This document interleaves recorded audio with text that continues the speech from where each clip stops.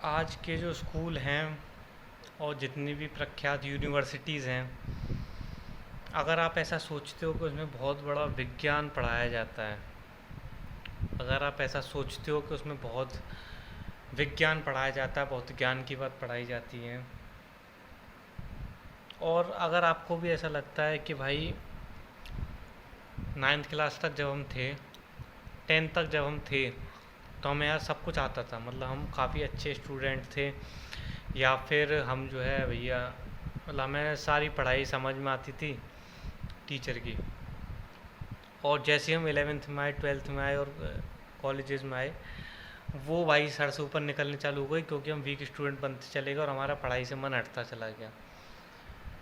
तो उसका सीधा सीधा रीज़न सिर्फ और सिर्फ एक है, सिर्फ और सिर्फ एक रीज़न है उसका, कि 10th तक जो पढ़ाई थी वो रियल साइंस थी। That was real science. समझ रहे हो? इवेपोरेशन क्या होता है, इस पे क्या मतलब, वो सब चीज़ें हैं कि भैया भाप बनाओगे तो उसे जो है कंडेंस करके उसके बाद उसे पानी प्योरीफाई हो जाता है, और सब इधर उधर जो भी चीज़ें थी, या फिज़िक्स के जितने भी नियम कानून थे। सही है। यहाँ तक अगर बात करूँ मैं, जो न्यूटन के 3 लॉज हैं, न्यूटन के 3 सिद्धांत हैं, वो और इस लेवल की जो चीज़ें थी वो सब रियल साइंस थी। वो प्रैक्टिकली आप इमेजिन कर सकते हो, वो आप देख सकते हो। लेकिन 11th से चालू हुई फेक साइंस। जी हाँ, 11th से चालू होती है आपकी फेक साइंस। 12th में भी फेक साइंस चलती है, फिर यूनिवर्सिटीज़ में फेक साइंस पढ़ाते हैं। तो फेक साइंस जो होती है उसकी पहचान ये होती है, ना उसका सिर होता है ना कोई पैर होता है। फेक साइंस का ना सिर होता है ना पैर होता है, और इसलिए वो आपके सिर के ऊपर से निकल जाती है। सही है। आप ये सोचते हो कि शायद यार हमें पता नहीं, हम कमज़ोर स्टूडेंट हैं, हमें कुछ समझ में नहीं आ रहा, हम तो कमज़ोर स्टूडेंट हैं। सही है, हम तो कमज़ोर स्टूडेंट हैं भैया, इसलिए हम पढ़ाई पे ध्यान नहीं दे रहे, इसलिए हमें समझ में नहीं आ रहा। जबकि ऐसा नहीं है। सच्चाई ये है कि वो फेक साइंस है। Fake science.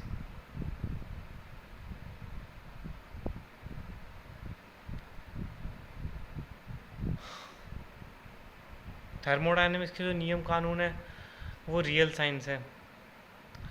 लेकिन जो भैया जो ज्ञान दिया जाता है ना, कि भाई क्वार्क्स में और सब ये सब होते, ये होते हैं, और सब ये स्पेस टाइम ग्राफ और ये फलाना ढिमकाना, और क्या भैया समझ में, मून लैंडिंग और ये सब फेक साइंस है। सही है। तो आपको पता होना चाहिए क्या रियल साइंस और क्या फेक साइंस है।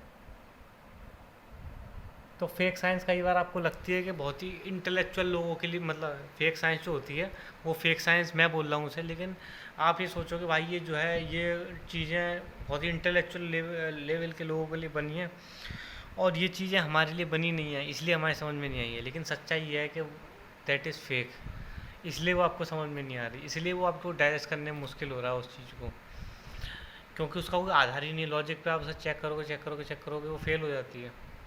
उसका कोई एंड में आकर उसका कोई लॉजिक मिलता ही नहीं है। और वो इतनी ज़्यादा कंफ्यूजिंग बना दी गई है, इतनी ज़्यादा कंफ्यूजिंग बना दी गई है, मतलब कि तो ज़्यादातर लोग तो तह तक उसकी पहुंच ही नहीं पाते।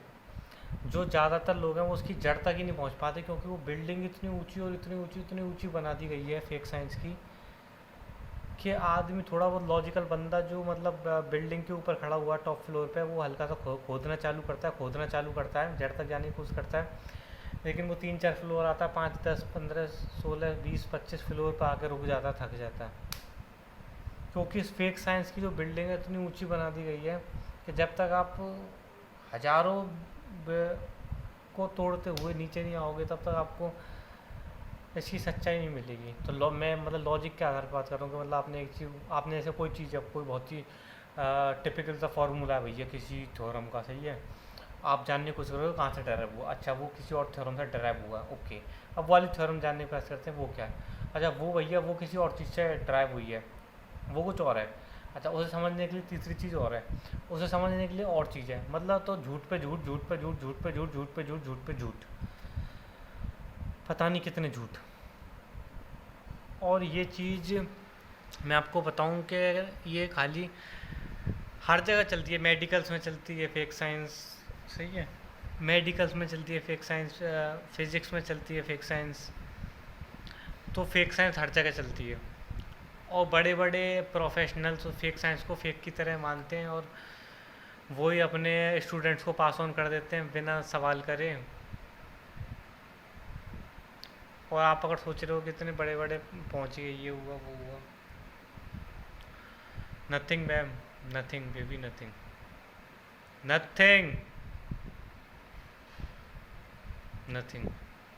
आप सिर्फ उन्हें फॉलो कर रहे हो, आप अंधभक्त हो उनके, आप अंधभक्त हो। अगर आप साइंस के स्टूडेंट हो और आप ये गर्व करते हो उस बात पे कि हम भैया फलाना साइंटिस्ट है, उसकी या उसने जो थ्योरम दी थी वो थ्योरम दी थी, सही है, उन पे आप गर्व करते हो, यू आर रॉन्ग। किसी के भक्त मत बनो भैया, किसी के भक्त मत बनो।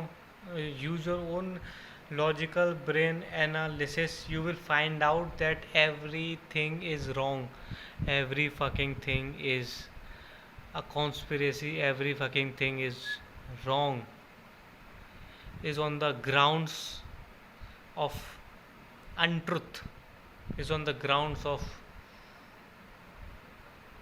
पता नहीं क्या। समझ में आ रही मैं क्या कहना चाह रहा हूँ? फेक है वो। कर लो भैया, कोशिश कर लो। मैं बोल रहा हूँ कि पानी है, H2O, H2O, पानी को बोला जाता पानी क्या होता है, H2O। भैया पढ़ लिया केमिस्ट्री किताब में H2O। अच्छा भैया क्या H2O? तो भैया दो हाइड्रोजन के एटम चिपके हुए हैं, एक ऑक्सीजन के एटम से चिपके हुए हैं। अच्छा भैया वो हाइड्रोजन का ऑक्सीजन, क्या हाइड्रोजन का एटम वो कैसा दिखता है, क्या उसकी शक्ल, हम कैसे बोल दिया?